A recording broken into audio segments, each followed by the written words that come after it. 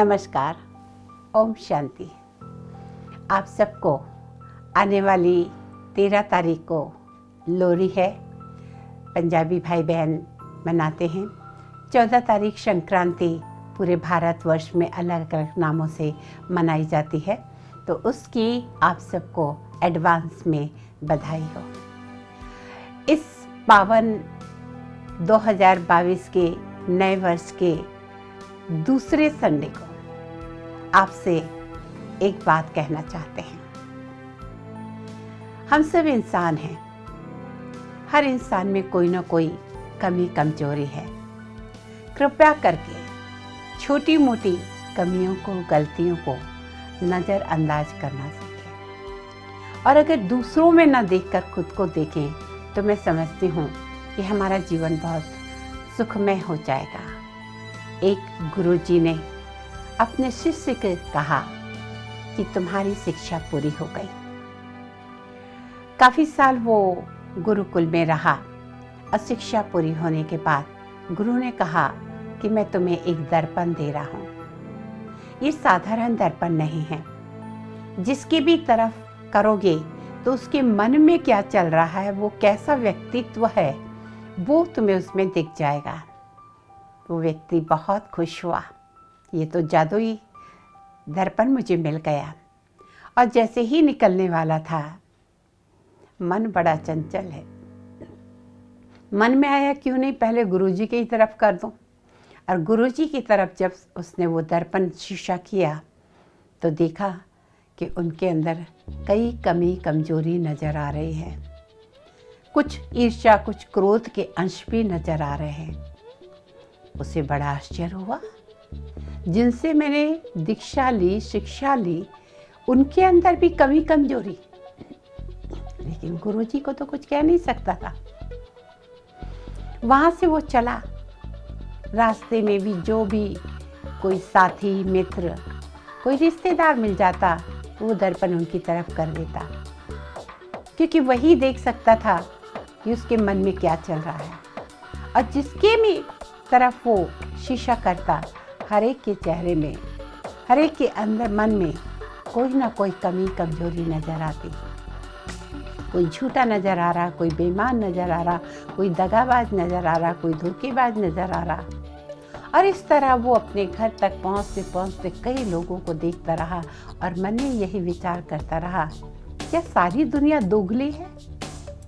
क्या सारी जीवन लोग चेहरे पे चेहरा, मुखौटे पे मुखौटा लगा के घूमते हैं? दिखते कुछ और है, कहते कुछ और है, करते कुछ और है।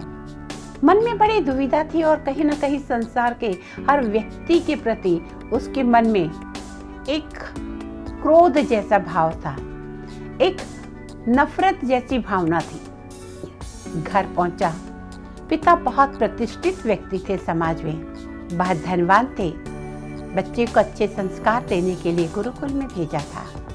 पिताजी के सामने जब उसने आईना किया तो देखा कि पिताजी के भी मन में जो दिख रहा है कि वो भी चालबाजी तो करते हैं, वो भी गुस्सा तो करते हैं, क्रोध तो वो भी करते हैं, अवगुण तो उनमें भी नजर आ रहे हैं। बड़ा आश्चर्य हुआ। मैं तो अपने पिता को बहुत श्रेष्ठ समझता था। अब बारी आई माँ की। उसने सोचा मेरी माँ का तो मन सबसे बेस्ट है दुनिया में, क्योंकि माँ को सारा समाज देवी बुलाता था। इतनी स्नेही, इतनी ममता की मूरत। और उसने वो दर्पण माँ की तरफ कर दिया। और जब माँ की तरफ दर्पण किया तो उसने देखा कि उस दर्पण में भी उसे कहीं ना कहीं थोड़ा झूठ, थोड़ा फरेब, छूटा, छुपाना, ये सारी चीजें दिख रही है। उसे बड़ा आश्चर्य हुआ। अंदर ही अंदर ये भी कहीं ना कहीं मन बहुत उद्वेलित हो रहा था। ये क्या, सारी दुनिया ऐसे विकारों से, कमी कमजोरियों से भरी पड़ी है। मैं तो ऐसा नहीं समझता था। मेरे गुरु जिन्होंने शिक्षा दी, मेरे माता पिता जिन्होंने पाला पोसा, उनके अंदर भी कमी कमजोरी है। उनके किसी के अंदर काम है, किसी के अंदर क्रोध, किसी के अंदर लोभ, किसी के अंदर अहंकार है। और वो वहाँ से गुरुजी के पास आश्रम में लौट गया। जैसे ही गुरुजी ने उसको देखा, उसके मन के भाव को गुरुजी जान गए कि इसके मन में बहुत द्वंद्व चल रहा है।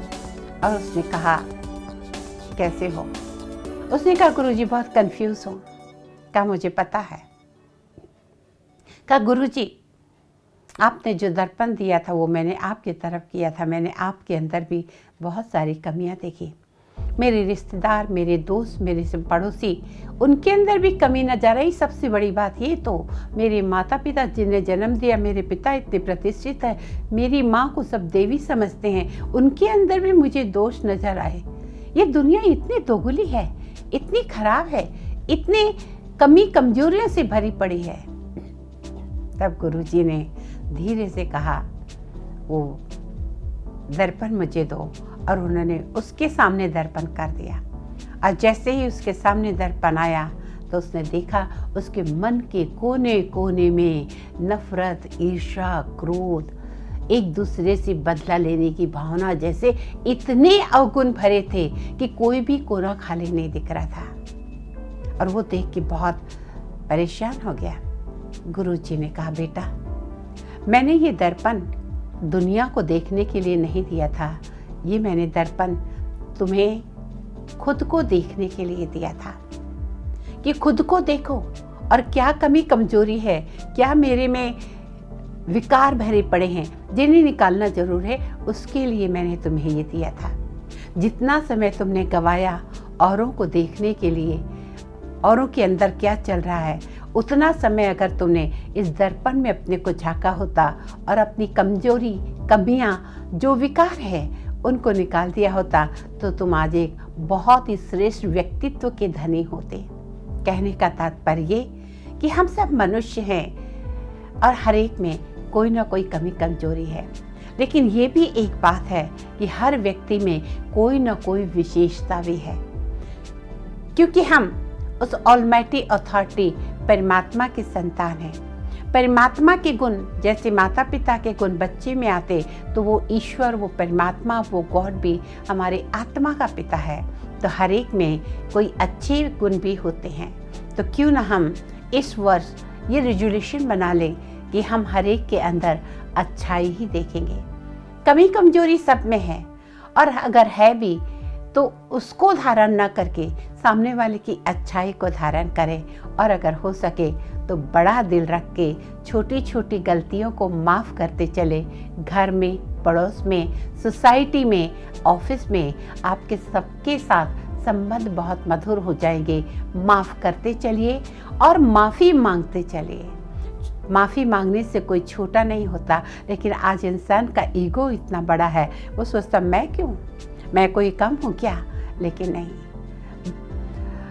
बड़े माफ़ करने के लिए है। भगवान कहते हैं छोटों से अपराध हो जाता है। तो बड़ा दिल रख के दूसरों को माफ़ करते चलिए और अपनी कमी कमजोरी देखिए। बुरा जो देखन मैं चला, बुरा न मिलिया कोई, जो दिल खोजो आप नो, मुझसे बुरो न कोई। कबीर बनने की कोशिश करिए, दुनिया के और लोगों की कमी कमजोरी ना देखें, आपका जीवन बहुत सुखमय होगा। इसी के साथ आज के साथ बस इतना ही। नमस्कार, ओम शांति।